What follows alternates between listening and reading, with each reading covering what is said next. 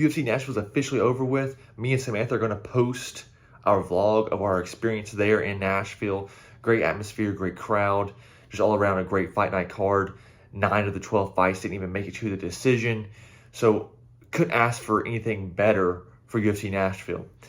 Now, I'm going to go through some of the fights that stood out to me, starting with the main event, Derek Lewis versus Teixeira. One thing that we are seeing now is the controversy whether or not it was an early stoppage. If you just take the final 10 seconds of the fight, it looks like an early stoppage. Okay, the fence grab. What do we do about that? Here's what Jason Herzog, as a referee, can do about this is the situation he's in. Derek knocks down Teixeira. Teixeira is facing ground and pound, which we know Derek historically is known to have some ruthless ground and pound. He's kind of weathering the storm, but when he grabs the fence to get up, at that point, Herzog must stop the fight. He has to stop the fight and take a point away from Teixeira.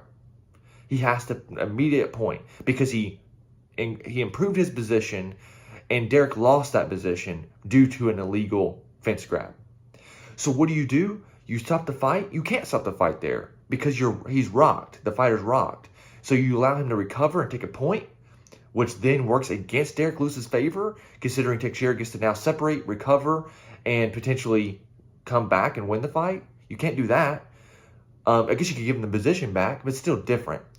So that's a position where you stop the fight altogether and allow him to recover, or you just stop the fight and just give the fight to Derek. And that's exactly what he did, and it makes sense because without that, Derek very well would have kept on grounding and pounding Teixeira, and it would have been the end of the night. So that's the position, and people cannot argue differently there. You can't argue that Teixeira deserves to be in that fight whenever he had an illegal fence grab. That's on him. It's just a very tough situation. So I think Herzog, although in the moment I don't think he meant to stop the fight immediately, I think he was going to try to stop it, but I think he realized I can't stop it right in the middle of this. Right in the middle of him being rocked. So that's my take on the Derek Lewis fight. Yes, early stoppage, but would rather have a clean knockout. But as soon as you do that illegal as soon as you do that illegal fence grab in the midst of being rocked, we can't do anything except call that fight, and it is what it is. Co-main event, Stephen Wonderboy Thompson and Gabriel Bonfim. Under-delivered. Wonderboy looked like Wonderboy, was able to really take advantage of those leg kicks. Bonfim just couldn't get Wonderboy down to the ground. He did in that first round, so had some success. But other than that, Wonderboy's takedown defense looked great. I do think he probably won that fight. I'm guessing in the third round what the judges saw was that Wonderboy really just had one solid leg kick, and Bonfim had more control in the clinch and, kind of getting him down periodically. So I'm guessing the control time swayed the judges towards Bonfim there. Very close fight. Bonfim is going to have to figure out those takedowns because his striking didn't really look impressive there. I know he's had some better performances on the feet, but when that next opponent comes, assumably higher ranked, younger than Wonderboy, he's going to have to figure that out. Either get them to the ground and submit them, as he usually does, or work better on the feet. The next fight, we had Steve Garcia and Cater. Cater still looked like he couldn't, hit the broadside of the barn. So kind of a tough look for Cater. Steve Garcia landed some solid shots. I think he looked really good on the feet. I thought it was good to see him kind of work without getting an early finish. Had an opportunity, wasn't able to finish, but it showed that Steve Garcia couldn't go the distance and look sharp on the feet throughout those rounds. So good performance by Steve Garcia. Excited to see his next matchup. Next fight, Petrino. Petrino did look good moving up to heavyweight, but he's also facing Austin Lane. So how much stock to put in that, it's kind of tough to say. So interested to see where he moves. I think he filled out well. His back was just massive.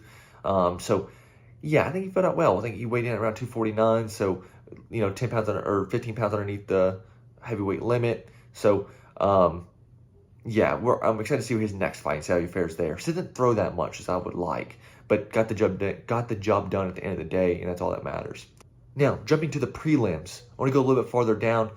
I thought that I want to touch on Valter Walker.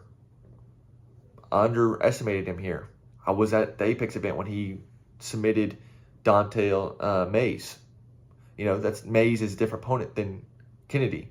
So wasn't sure he was going to be able to do that. But, I mean, fantastic performance.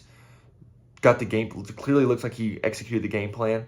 Really excited to see how he moves. He's really improved, really dedicated mixed martial artist here. So he's going to get a good opponent next. I wouldn't be surprised if he's 2 fights away from a top 15 fight. So that's exciting for the heavyweight division. Kennedy's kind of struggling, kind of back and forth. So good win for Valter Walker. Very impressive win for Valter Walker. That's not an easy win. That's a traditional striker versus grappler matchup, and he executed his game plan fantastically. So really excited to see how Valter Walker fares in his next couple fights. Moving down a little bit farther on the card, we have Mike Davis against Mitch Ramirez. Mitch looked better than I expected. So props to him on that front. I did think he was going to wear and be a little more tired in the second round. He wasn't. So props to him there. But he did kind of leave himself exposed clearly.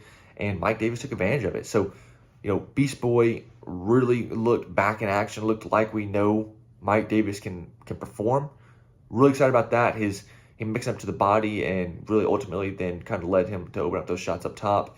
Just really took over the fight there when he started opening up. And so really excited for Mike Davis. Really good performance there.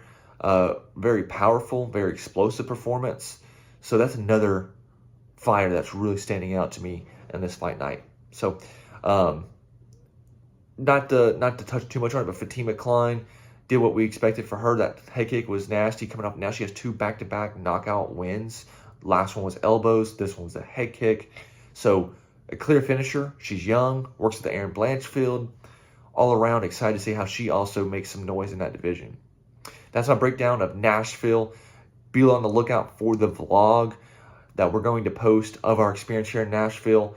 Thanks for tuning in, and I'll catch y'all next time.